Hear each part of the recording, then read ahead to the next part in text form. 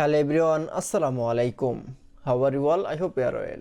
Welcome back to my channel in this new video.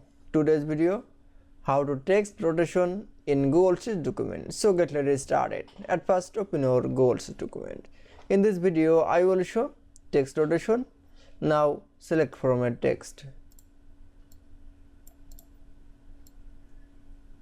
Now going to the text rotation option. Now click for a tilt up.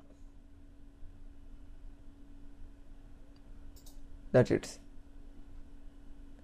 Then again click for a text rotation. Now click for stack vertically.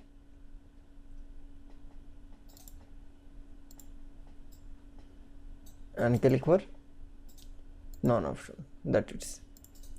Then I show text rotation in Google Sheets. Then again another text rotation. Now click for a text, select for a text, then click for a text rotation option. Now click for a tilt down. Now click for text rotation. Now click for none. That it is.